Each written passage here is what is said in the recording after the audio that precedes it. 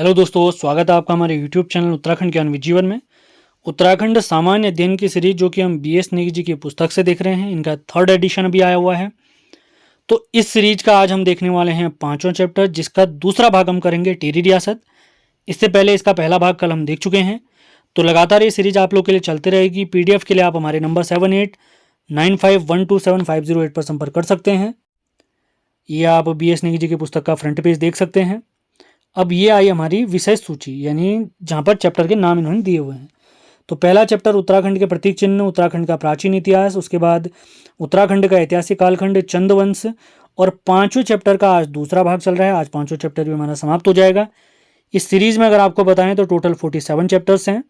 तो इस सीरीज पूरी कंप्लीट कराई जाएगी आप लोग के लिए। बस आप लोगों ने लगातार सपोर्ट करे रहना है, लगातार बने रहना है, वरना आने वाली सीरीज भी फॉलो करें। इसके अलावा सारे इंपॉर्टेंट लिंक डिस्क्रिप्शन में दिए हुए हैं, मैं रोज बताता हूँ। वहाँ पर Telegram channel, WhatsApp channel, Facebook channel, सारे लिंक दिए हुए हैं, उनको ज़रूर ज्वाइन करिए, जिनसे आपको नोट्स कैसे मिलेंगे, वीडियोस कैसे मिलेंगी, वो सारी जानकारी आपको प्राप्त होती है। तो आगामी परीक्षाओं के दृष्टिगत कुछ हमने नोट्स बनाए हुए हैं पहले से, जिनकी वीडियोस यूट्यूब में ऑलरेडी अवेलेबल हैं, जिसमें उत्तराखंड का इतिहास, अजय रावत जी की पुस्तक, उत्तराखंड संपूर्ण जिला सीरीज विद प्रैक्टिस सेट, और उत्तराखंड परीक्षावाणी का निचोड़, ये सारी PDF हमारी तैयार हैं। आप इस नंबर पर संपर्क कर सकते हैं 7895127508। तो स्टार्ट करते हैं आज का। तो आज हम देखने वाले हैं परमार वंश का एक हिस्सा यानी टिहरी रियासत, जिसकी स्थापना 1815 में सुदर्शन शाह जी ने की थी। टिहरी रियासत में टोटल 6 राजा होते हैं, जिनका कोड मैं प्रीवियस वीडियोस में आपको बता चुका हूँ, SBPKNM। यानी आज़ाद होने तक हमारे देश में टोटल 6 शासक टिहरी रियासत के हो चुके थे। तो S से बनता है सुदर्शन शाह, B से भवानी शाह, P से प्रताप शाह, K से कीर्ति शाह, N से नरेंद्र शाह और M से मानवेंद्र शाह। टिहरी रियासत के पहले राजा कहेंगे तो मानवेंद्र शाह, सुदर्शन शाह, और अंतिम शासक अगर कहेंगे तो मानवेंद्र शाह। जब टिहरी रियासत का भारत में विलय हुआ था तो उस समय टिहरी रियासत के शासक थे मानवेंद्र शाह जी। तो विदाउट वेस्टिंग टाइम स्टार्ट करते हैं आज के फैक्ट। तो पहला फैक्ट है, सुदर्शन शाह 1804 ईस्वी से 1814 ईस्वी तक निर्वासन काल में हरिद्वार के कनखल एवं ज्वालापुर में निवास किया करते थे।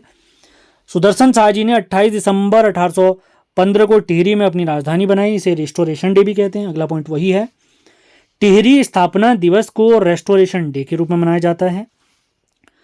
1824 में रवाई परगना को टिहरी में शामिल किया गया था। महत्वपूर्ण तथ्य। अगला तथ्य देखते हैं, अजब राम जी ने, यानी इतिहासकार अजब राम जी ने सुदर्शन शाह जी को दाता ज्ञात सूरमा कहा है। दाता ज्ञात सूरमा कहा है। अगला तथ्य देखते हैं, 1848 में सुदर्शन शाह ने टिहरी में राजभवन बनाया, जिसे पुराना दरबार कहा गया है। अगला तथ्य देखते हैं, सुदर्शन शाह ने ग्रामों की व्यवस्था के लिए कमीण या सयाना की नियुक्ति की थी। अगला तथ्य देखते हैं, सुदर्शन शाह ने मौलाराम, चैतू, माणकू नामक कलाकारों को आश्रय दिया था। महत्वपूर्ण तथ्य हो सकता है।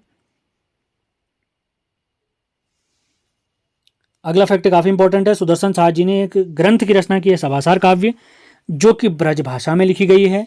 यह 7 खंडों में विभक्त थी, यानी इसके 7 हिस्से थे।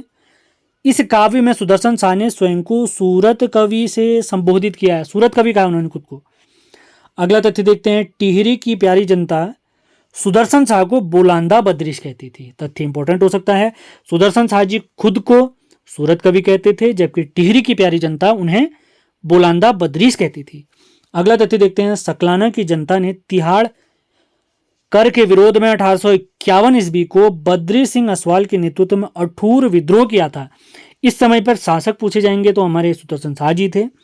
अगला तथ्य देखते हैं, अठूर विद्रोह के परिणाम स्वरूप 1861 में 12 आना BC भू व्यवस्था की शुरुआत की गई। किसके टाइम पे आप बता सकते हैं शासक का नाम। अगला तथ्य देखते हैं, प्रताप शाह के समय पाला बिसाऊ की प्रथा थी। यह प्रजा पर एक प्रकार का टैक्स था, आप याद रखेंगे। इसी के विरोध में प्रताप शाह के समय 1882 में लक्ष्मू कठैत के नेतृत्व में ढांडक आंदोलन हुआ था। इंपॉर्टेंट सन भी हो सकता है और इंपॉर्टेंट व्यक्ति भी हैं लक्ष्मू कठैत। अगला तथ्य देखते हैं, भवानी शाह ने 1860 में, इंपॉर्टेंट सन है, फ्रेडरिक विल्सन को वनों का ठेका दिया। एवं देवप्रयाग में 1862 में उन्होंने एक संस्कृत पाठशाला भी बनवाई थी। फ्रेडरिक विल्सन को पहाड़ी विल्सन भी कहा गया है। ये इतना फेमस हो गया था, इसने यहाँ पर अपने नाम से सिक्के चलाना भी स्टार्ट कर दिए थे।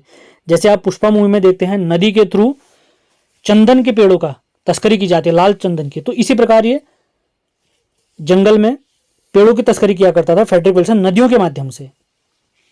कह सकते हैं आप पुष्पा मूवी इसी से इंस्पायर थी। तो आगे बढ़ते हैं। 1873 ईस्वी में प्रताप शाह ने भूमि व्यवस्था करवाई जिसे जूला पैमाइश नाम दिया गया है। अगला तथ्य देखते हैं। ब्रिटिश सरकार ने कीर्ति शाह को कंपेनियन ऑफ इंडिया की उपाधि से नवाजा था। आज वाले लेक्चर में बहुत सारे इंपॉर्टेंट सन आपको देखने को मिलेंगे, तो सारे आपने याद करते हुए चलना है। अगला तथ्य देखते हैं। कीर्ति शाह ने 1909 में हीवेट संस्कृत पाठशाला बनवाई थी। अगला तथ्य है। नरेंद्र शाह 1913 से 1946 तक गद्दी पर बैठे, लेकिन इन्हें 4 अक्टूबर 1919 को विजयदशमी के अवसर पर संपूर्ण अधिकार प्राप्त हुआ था, यानी कुछ सालों तक इनकी माताजी ने इनके राजपाट को संभाला था। अगला तथ्य देखते हैं। नरेंद्र शाह जी के समय 2 कलंकपूर्ण घटनाएं घटित हुई। सबसे पहला है 30 मई 1930 को, जिसे तिलाड़ी कांड या रबाई कांड भी कहते हैं।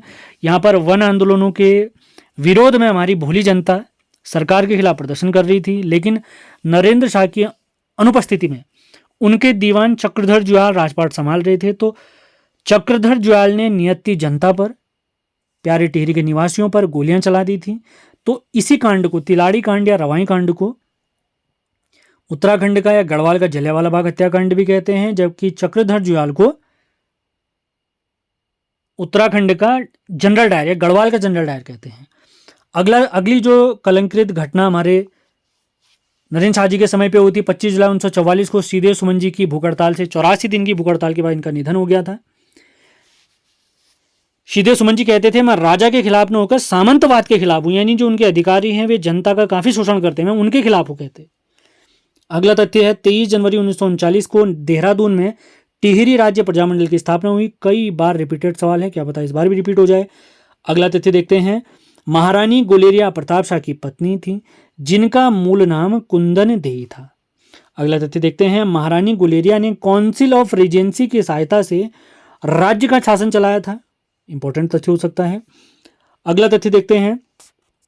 नरेंद्र शाह ने शेरशाह सूरी की भांति अनेक सड़कों का निर्माण कराया, अतः इसे गढ़वाल का शेरशाह सूरी भी कहा गया है। तो बहुत मेहनत से आप लोग के लिए वीडियोस बनाए जा रहे हैं, तो सेशन आपने पसंद करना है। अगर पसंद आए तो लाइक और शेयर जरूर करना है आपने। नए हैं तो सब्सक्राइब भी जरूर करें, अपने दोस्तों को बताएं, जिससे प्रत्येक व्यक्ति तक ये वीडियो पहुंच सके। अगला तथ्य देखते हैं। 1920 में एक कृषि बैंक की स्थापना नरेंद्र शाह जी ने की। अगला तथ्य देखते हैं। 1938 में नरेंद्र शाह ने टिहरी हाईकोर्ट की स्थापना की, और इसी टिहरी हाईकोर्ट का पहला न्यायाधीश उन्होंने बनाया है बैरिस्टर मुकुंदीलाल जी को। कब से कब तक वे इस पद पर रहे? 1938 से 1943 तक। अगला तथ्य देखते हैं। नरेंद्र शाह जी ने 1934 में रेड क्रॉस सोसाइटी की स्थापना की। अगले तथ्य की तरफ बढ़ते हैं।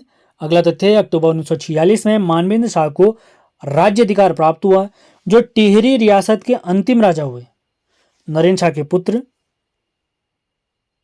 अगला तथ्य देखते हैं। 1947 में सकलाना विद्रोह टिहरी में हुआ, और 1948 में कीर्ति नगर आंदोलन में भोलू राम व नागेंद्र सकलानी जी शहीद हो गए थे। अगले तथ्य की तरफ बढ़ते हैं। पवार कालीन प्रशासनिक व्यवस्था में प्रशासन की सबसे छोटी इकाई ग्राम थी, जिसके मुखिया प्रधान होते थे। अगले तथ्य की तरफ बढ़ते हैं। परगनों में राजस्व वसूली का कार्य थोकदार करते थे, जिन्हें कमीण या सयाना भी कहा गया है। कमीण या सयाना भी कहा गया है। अगले तथ्य की तरफ बढ़ते हैं। औताली एक प्रकार का राजस्व कर या भूमिकर था। अगला तथ्य देखते हैं। गढ़ राज्य के मंत्रिमंडल में धर्माधिकारी प्रमुख होता था, जिसके लिए मौला राम ने ओझा गुरु नामक शब्द का प्रयोग किया है, यानी मंत्रिमंडल का जो सबसे बड़ा अधिकारी धर्माधिकारी होते थे, उसे हमारे मौला राम जी ओझा गुरु कहते हैं। तो सवाल काफी महत्वपूर्ण हो सकता है। अगला फैक्ट देखते हैं। राजा केवल 3 परिस्थितियों में, पहली बात तो आप लोगों को ये क्लियर करनी है, समस्त जमीन का जो वाकई जिसके नाम पर ये जमीन है वो राजा है। तो तथ्य, राजा केवल 3 परिस्थितियों में भूमि का स्वामित्व दूसरे को दे सकता था, यानी भूमि का पूरा स्वामी तो राजा है, लेकिन 3 कंडीशन ऐसी थी जिनमें राजा भूमि का स्वामित्व किसी और व्यक्ति को दे सकता था। तो सबसे पहला है संकल्प या विष्णु प्रीति के रूप में, यह विद्वान ब्राह्मणों को दिया जाता था। दूसरी कंडीशन थी रौत, वीरता प्राप्त सैनिकों, यानी जो वीर सैनिक होते थे या वीर गति को कोई प्राप्त सैनिक हो जाता था तो उनको ये जमीन दी जाती थी। और तीसरी कंडीशन थी जागीर के रूप में, जो कि राज्य के अधिकारियों को उनके उत्कृष्ट काम के लिए दिया जाता था।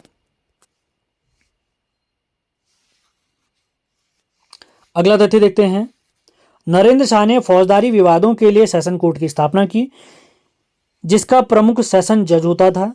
अगला तथ्य देखेंगे, पवार शासक कृषि उपज का 1/3 कर के रूप में लेते थे, जिसे तिहाड़ कहा जाता था, पूछा जा सकता है।